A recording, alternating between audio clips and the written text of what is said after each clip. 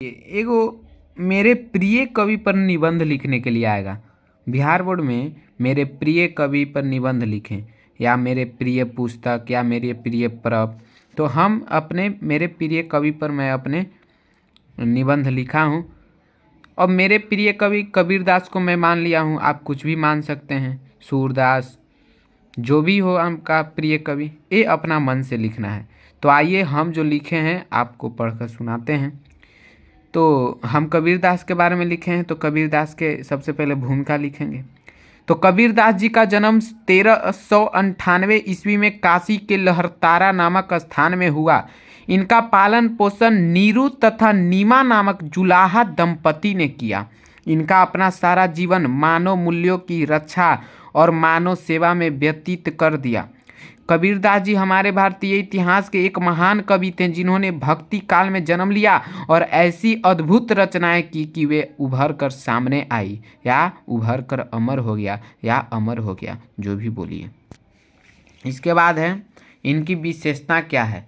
तो इनकी विशेषता, कबीरदास की निम्नलिखित विशेषताएं हैं, जिनमें कुछ विशेषताएं यहाँ पर दर्शाया जा रहा है। कबीरदास जी नहीं तो हिंदू थे और नहीं मुसलमान। कुछ इन्हें हिंदू मानते हैं और कुछ लोग इन्हें मुसलमान। इस बात को लेकर हमेशा विवाद रहा है।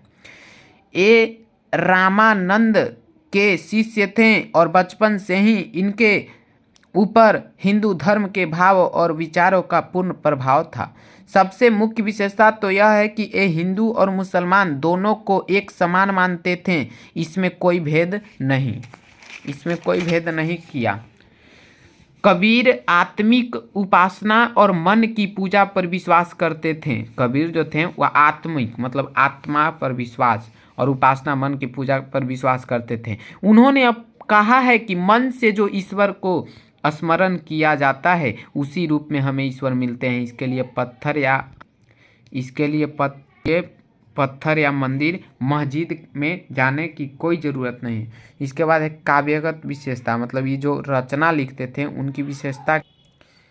तो इनकी रचना इतनी अच्छी लिखी रहती है कि जितना बार पढ़ूं मन नहीं भरता है। इनकी रचना पढ़ने के बाद ऐसा लगता है जैसे सभी काम छोड़कर उसी में लीन हो गया हूं। जैसे पत्थर पूजे हरी मिले तो मैं पूजू पहाड़, ताते यह चाकी भली पीसी खाई संसार।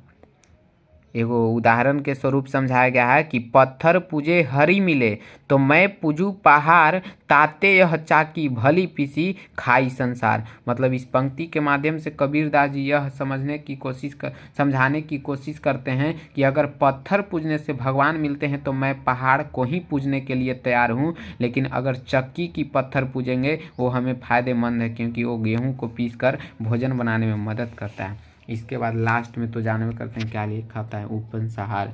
तो इस प्रकार हम कह सकते हैं कि कबीरदास जी समाज को जोड़ने का काम करते हैं, क्योंकि ये किसी को भेदभाव करना नहीं सिखलाते हैं। कबीरदास जी यह भी कहना चाहते हैं कि अगर भगवान को सच्चे हृदय से न पूजते हैं तो पत्थर को पूजने से कोई फायदा नहीं है।